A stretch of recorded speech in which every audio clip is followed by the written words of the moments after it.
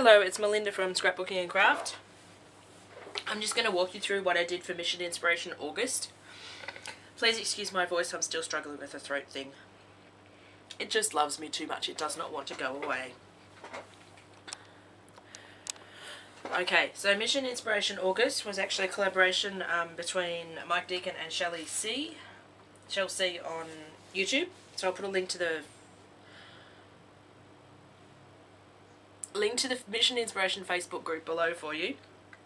If you hadn't heard about Mission Inspiration, it's a 10-step journaling process that you follow to create your page. It's lots of fun and challenges you to use different materials or to think in a different way, which was really fun. I enjoyed this.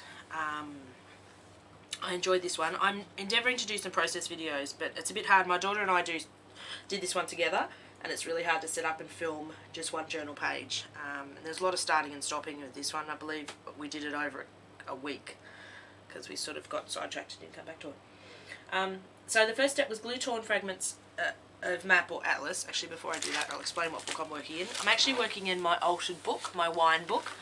So you'll actually see text in the background, and that's actually part of the page. I didn't stick that down, just making sure I'm in shot still. So you'll see the text bits in the background. So going back to it, first step was glue torn fragments of map or atlas. So I just basically tore up a, we call them a Melways in Australia. It's basically a map of Victoria and the city, and it's really old, and it's one I got for craft. So I just tore squares and just didn't cover the whole page, just sort of plopped them everywhere. 2, sprinkle on some confetti and spray ink over. Well, I decided to do something a bit different with the confetti. I actually made my own confetti out of tissue paper. Now I thought it would work and run with the ink colour with the colours, but it sort of didn't do that. So these the purple dot here, the blue dot here, I've seen Shell C do that technique where she added tissue paper and then let the colour run. So obviously I did it wrong or didn't have the right tissue paper or something. So you can see some coloured dots there. The sprays I used were actually homemade alcohol inks. My daughter and I took apart some really cheap alcohol markers and made some inks. So we used green and yellow. The only problem with the inks is they're not very bright. The yellow is quite bright, but I don't think I had enough ink to my alcohol. So next time I do it, I think I'll double the amount of ink markers. We only used one marker, I think, for this size bottle, which I think we need to use 2 just to get it more concentrated in colour. So 3 was add rubber stamping. So I added some mushrooms to the bottom of the page. I was actually going to show you the stamps that I used, but I can't locate it.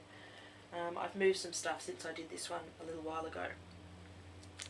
So I did some mushrooms on the bottom of the page because step 4 was paint or add an image of a tree. My daughter and I had some brown paper under our books when we were spraying, just so everything didn't get sprayed. So I actually used some of that and cut it into, I used some decorative scissors, which I also can't, I can locate, they're on my desk. So some really old-fashioned decorative scissors to cut up some branches of a tree out of this brown paper that we used as a backing. So some of that had colour on it, some of it didn't.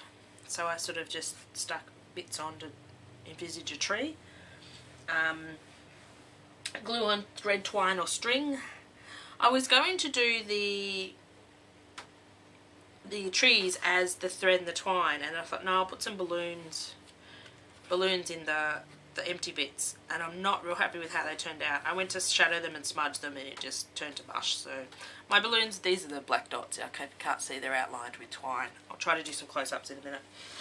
So I didn't really like that, but I still kept going. So add a colouring book or focal image. So these are actually some birds I photocopied out of a colouring book, and then I coloured them in with watercolour pencils and smudged them a little. So I like the birds sitting on the trees. Next one was make circles, marks or inks. Sorry, make circle marks with a paper tube. Now at this stage I hadn't got any leaves on my trees, and I'm thinking circles. So what I actually did was I took a toilet roll, empty toilet roll, and actually bent it in half. So instead of being a circle, it was 2 like oval shapes, wanting to sort of get like a shape of a leaf. So I sort of stamped that in green paint and did that. I'm sort of okay with that effect. Didn't translate as well as I wanted it to, but I had fun doing it. Add shadows and highlights with black and white. I took a watercolour pencil and started to do some shadows around the trees. I tried to shadow my balloons and that went to the wayside. Tried to shadow around the bird just so they stood out a bit more. I don't think I did any white shadows because I couldn't find my white pen, but I did black ones. I had a bordered page with ink. I just took my Stays On ink pad and just sort of brushed it around the edge because I didn't really want a full-on border. And finished with journaling or quote. And I found this in a magazine, Treasure Your Wildlife, which I thought was really cool. So I enjoyed doing this page, even though there's a couple of elements on it I would have probably changed, but that's the process you go through. I'll see if I can get a decent